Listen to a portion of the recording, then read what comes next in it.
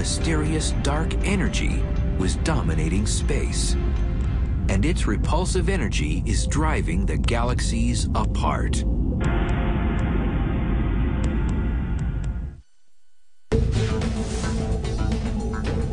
Science always assumed that although the universe continues to grow in size, it would eventually slow in its expansion, or perhaps even collapse on itself. Gravity would overcome any momentum it had. But while measuring the expansion history of the universe, scientists were shocked to realize that the universe wasn't slowing down, it was speeding up. And a grim fate awaited any living thing. The universe will disintegrate and temperatures will become so cold that any intelligent life will freeze to death. From the moment the Big Bang created the universe, space has been expanding and never stopping, carrying galaxies along for the ride. The space in between the galaxies is expanding, but galaxies are not expanding. The Earth is not expanding, the solar system is not expanding. Edwin Hubble first discovered galaxies were moving away from the Milky Way in 1929 by realizing the more distant galaxies move faster away from us than the nearby ones. He realized he could measure their velocities by studying their wavelengths through a prism. It's called measuring the redshift and is still used to measure distances in space. And he found that, in fact, the greater the distance of a galaxy right now, the greater the speed with which it's moving away from us. That is, the greater its redshift. A few years ago, astronomers decided to use redshift measurements to measure the expansion history of the universe. But how do you measure the entire expansion history of the universe? How do you travel back 12 billion years in time? We have the capability of going back in time directly to observe the past. So much in the same way as a geologist, looks at layers in the Grand Canyon, and as he goes down into lower and lower layers, looking back in history. If you look at progressively more distant galaxies, you're looking at them as they were at progressively greater times in the past. To measure expansion history, scientists used Type 1a supernovas as their standard candle. One example of a standard candle might be a 100-watt light bulb. You could have a bunch of these things sitting around in your room at different distances from you. Then the more distant ones will appear fainter and the more nearby ones will appear brighter. Type 1a supernovas are always consistently brilliant, no matter where they occur in space. A supernova is the colossal explosion of a star at the end of its life. It just goes kabam! And it occurs when a dying star known as a white dwarf goes through a nuclear runaway and just literally blows itself to smithereens.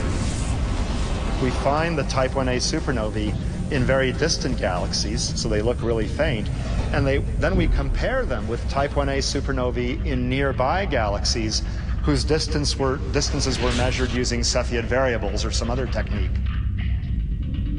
Using these Type 1a supernovas, two different teams set out in the 1990s to measure the deceleration rate of the universe. But to capture supernovas as they occur, astronomers had to put the universe on surveillance. You can compare this a little bit to perhaps surveying a casino. So all these cameras are on all the time, and most of the time they don't find much of anything interesting, but occasionally they find what they're looking for. You have to look at lots of galaxies.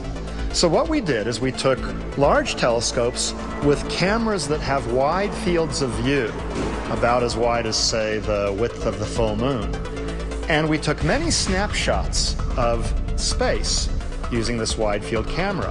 And each snapshot contains tens of thousands of galaxies. And by comparing the apparent brightness of the distant Type 1as with those of the nearby Type 1As in nearby galaxies, we can get the distance of the distant galaxies and hence the amount of time that we're looking back in the history of the universe.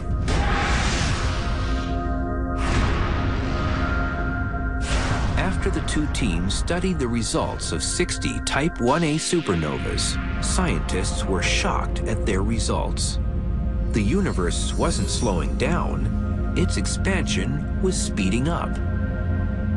We all expected that expansion to be slowing down with time, because after all of the galaxies are pulling on one another. We were so confident we were going to measure the rate at which the universe was slowing down, and then we found, of course, a negative answer. The universe is not slowing down, it's speeding up, and this was just a big mystery. That is really, really weird. You know, we expected to measure some amount of slowdown, and instead it's expanding more quickly. That's like the wrong sign, right? We were really afraid that we had gotten completely the wrong answer. We rechecked our measurements, we checked the analysis. A bunch of people on each of the two teams did the measurements and the analysis independently and kept getting the same result. One of the greatest shocks in the world of cosmology just in the last few years has been the realization that our universe is accelerating. This repulsive force driving the universe was called dark energy, an invisible energy that was nothing anyone expected or understood. It suggests that over the largest distances in the universe, there's a repulsive effect that dominates over gravity. And dark energy was creating space, taking galaxies along for the ride. This energy that appears to fill the universe and stretch the expansion of the universe faster and faster with time is now known as dark energy. So here I throw the apple, and initially it's decelerating, and then dark energy makes it accelerate away from me. So you throw the apple, and it just zooms away faster and faster with time. Like the apple forever traveling into space, galaxies are being carried away as more space is created.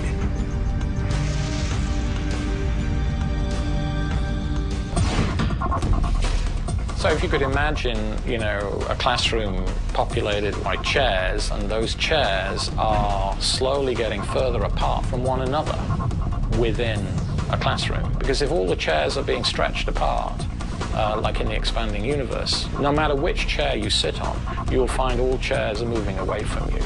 So the chairs are not really expanding. In fact, the chairs are the same size, really. What's happening is that the room is getting bigger. The space in between the chairs is being stretched apart. More space is being created in between the galaxies.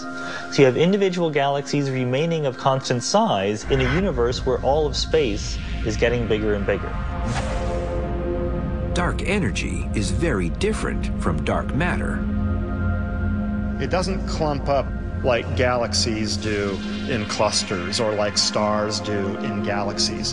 Instead, it appears to be pretty uniform, and we find the same amount of acceleration no matter which direction we look at. It's probably smooth, although some people believe there may be structure in its distribution and its influence.